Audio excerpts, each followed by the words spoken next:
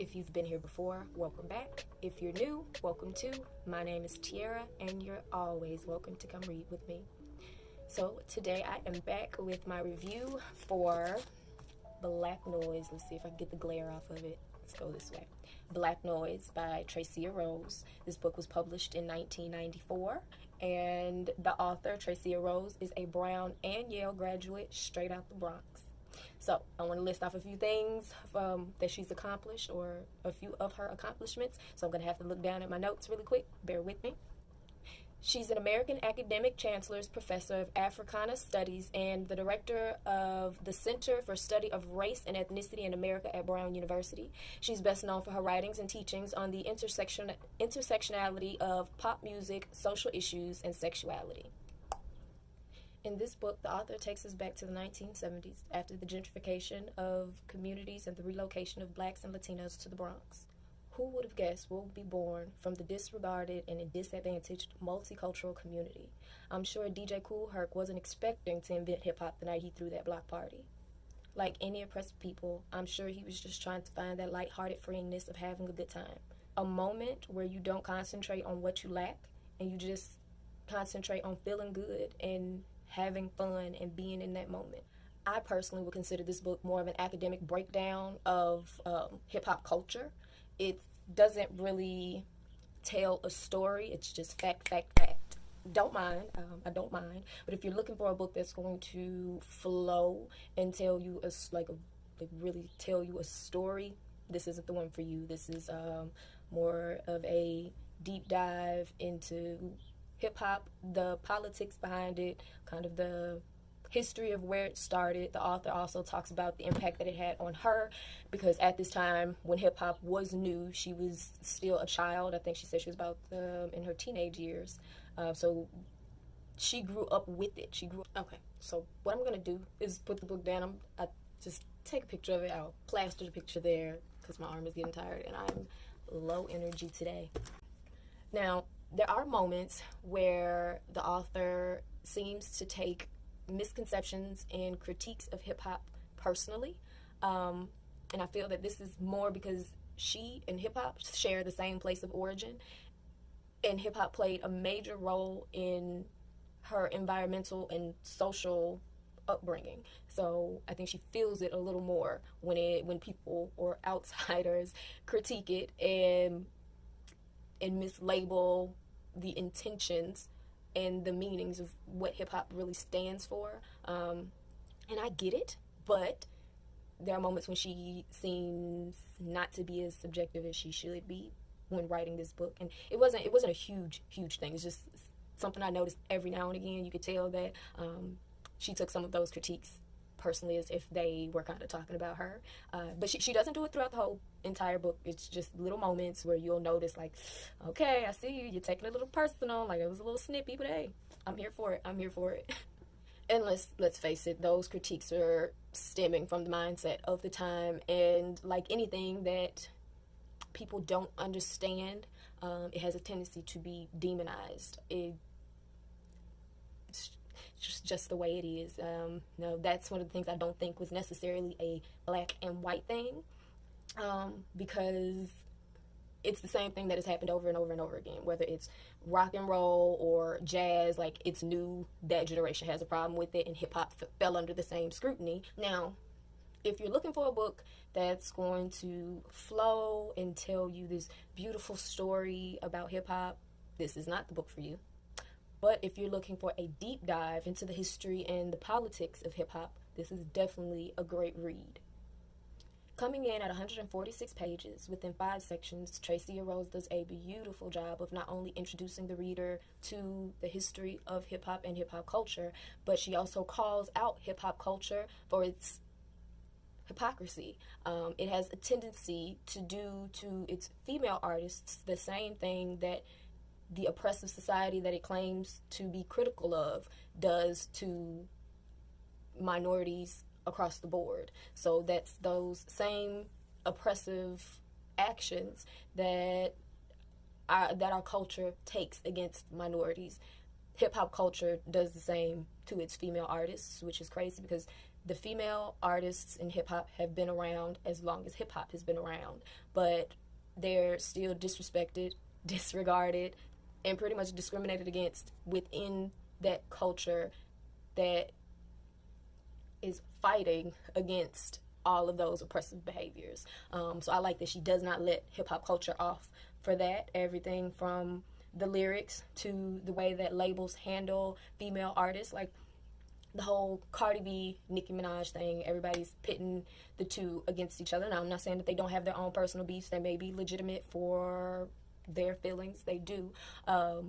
But we all know that the record labels were pushing for this because no publicity is bad publicity. So if it's a rivalry, it's better to watch. And the fact that they felt the need to do that with the female artists in particular, like it wasn't a friendly sparring between the two. Like this was pushed for very hard. It's proof out there that one of the record labels, or not one of the record labels that Cardi B is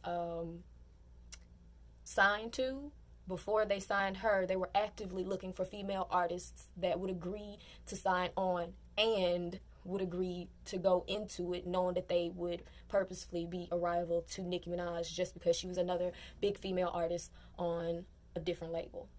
So yeah, I'm glad that she called that out. I'm here for it. I actually enjoyed this book. I'm low energy today, so it may not sound like it. I'm a little all over the place, but I liked it. I would like to read more about rap and hip hop from a different perspective. Again, it was fact. It wasn't like this beautiful unveiling or unraveling of what is hip hop. This really gets down into the nitty gritty. She does talk about other scholars who have written on the subject. She challenges how their views are influenced by the fact that they're not on the in crowd, not necessarily because they're white, but because they're out of touch. Like that's just is not their community. That's not where they come from. That's not what they identify with. So when they see it or when they witness it, they misconstrue what's really going on. They can't see people who are just having fun. They see something that's destructive, but again, that's because they're not on the in crowd. They're not really listening to what's going on or paying attention to their surroundings and the feel good that people are experiencing. All they see is how it doesn't fit into their or what they identify as good, wholesome music. She mentioned so many songs in this book that I had either hadn't listened to for forever, had completely forgot even existed, or some of them I had actually never heard of. And I compiled a playlist of every song that I could find on YouTube that she mentioned, and that playlist will be linked down below just in case you want to listen to it. I actually did it in order as she listed them, so every time she mentioned an artist and a song, I went there and I made it. So if you ever do read this book, as you read it, you can play that playlist if you want. I don't think you're going to be able to concentrate, but you can play that playlist, and as she's naming them off, you'll be hearing the songs live.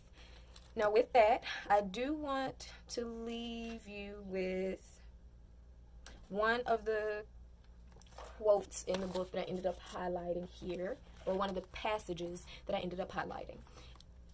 Economically oppressed black communities face scarce and substandard housing and health services. Minimal municipal services, 911, as Public Enemy says, is a joke. Constant police harassment and brutality, and economic, racial, and sexual discrimination. These conditions are fundamentally linked to black-on-black crime and constructions of social violence. The label black-on-black crime, Congressman John Conyers points out, gives the erroneous impression of a strange, aberrant, or exotic activity when it is taken out of the context of a social and economic roots of crime. Furthermore, as Bernard Headley argues, the violence experienced by black and working class people as a result of poor medical services, police use of deadly force, and industrial negligence far exceeds the threat of black-on-black crime. Black-on-black crime is a concept that necessarily severs crime from the conditions that create it.